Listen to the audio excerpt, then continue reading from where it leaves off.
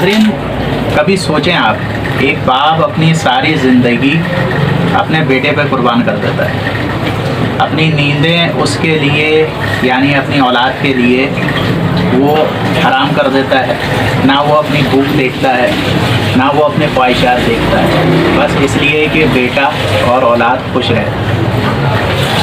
گرمی میں پسینے میں شرابور ہو کر محنت کرتا ہے، سردی میں کپاتا ہے مگر بیٹے کے لیے اپنی اولاد کے لیے کماتا ہے۔ پھر ایک دن وہ باپ اس دنیا سے رخصت ہو جاتا ہے اور وہی بیٹا دوسرے دن اپنے کانسرٹ میں چلا جائے اور محفلیں سجائے جیسے کچھ ہوا ہی نہیں۔ یہ کیسا بیٹا ہے جس نے اپنے باپ کی محبت کو پس پشت ڈال کر کانسرٹ کا خیال کیا؟ میرا آپ سے یہ سوال ہے۔ دیکھیں، ایک ویڈیو میں نے دیکھی تھی عاطف اسلم صاحب کی، وہ نو ڈاؤٹ بہت اچھے انسان ہیں، چیریٹی بھی کرتے ہیں، لیکن اب انہوں نے 14 اگست کا کانسرٹ کیا اور اس سے ایک دو روز قبل ان کے والد کی وفات ہوئی۔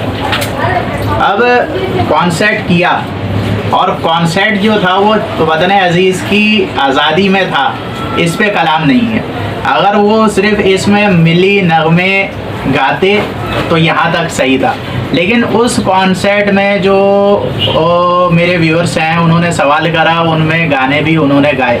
تو کیا اسلام اس بات کی اجازت دیتا ہے کہ والد کے انتقال کے بعد اولاد کانسرٹ کرے اور جو ہے وہ گانے گائے؟ ملی نغمے کے علاوہ کی بات کر رہا ہوں، ملی نغمے تک ہوتا اور وہ صرف ملی نغمے ہی اس میں گاتے تو یہ اسلامک پوائنٹ آف ویو سے ان کے اوپر اتنا سمجھیں سوال نہیں ہوتے، لیکن اس میں انہوں نے گانے بھی گائے۔ تو اس بارے میں لوگوں نے مجھ سے سوال کرے تھے، اس اعتبار سے میں یہ ویڈیو بنا رہا ہوں۔ حدیث پاک میں سوگ کا کیا معیار اور کیا دن آئے ہیں وہ دیکھتے ہیں۔ بخاری کی حدیث مبارکہ ہے، اس کا نمبر ہے حدیث مبارکہ کا 1280، اور اس میں حضور علیہ الصلوۃ والسلام نے فرمایا کسی مومن کے لیے جائز نہیں کہ کسی میت پر 3 دن سے زیادہ سوگ کرے۔ اب سوگ کا جو معیار ہے وہ 3 دن تک ہے گھر والوں کے لیے، اور عورت کے لیے الگ حکم ہوتا ہے، جو اگر شوہر کی وفات کی عدت ہے تو وہ 4 ماہ 10 دن ہے۔ تو یہ بھی حدیث مبارکہ میں آیا۔ اب والد کا انتقال ہوا اور دوسرے دن آپ گانوں میں چلے گئے تو یہ عند الاسلام صحیح نہیں ہے، اور اس سے جو ہے سمجھیں بہت برا لوگوں نے فیل کرا۔ تو کچھ لوگوں نے کہا کہ یہ ان کی فن سے محبت ہے تو والد سے بھی محبت ضروری ہوتی ہے، اور اس میں ہمیں خیال کرنا چاہیے۔ اور اللہ تعالیٰ نے سورہ اسراء میں فرمایا والدین کو اف نہ کہو، تو اف بھی نہیں کہنا۔ اب اس باپ کی فیلنگ دیکھیں کہ کیا ہوئی ہوگی کہ بیٹا جو ہے میرے مرنے کے بعد دوسرے دن کانسرٹ کر رہا ہے اور وہاں گانے گا رہا ہے۔ اب اس کا مداوع کیا ہے؟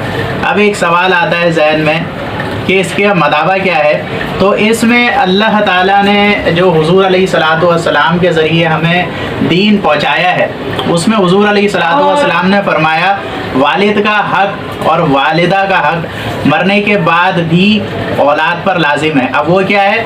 آدمی مرنے کے بعد بھی والدین کا حق جو ہے آدمی پر باقی رہتا ہے، ان کے لیے دعا کرے، اصالِ ثواب کرے۔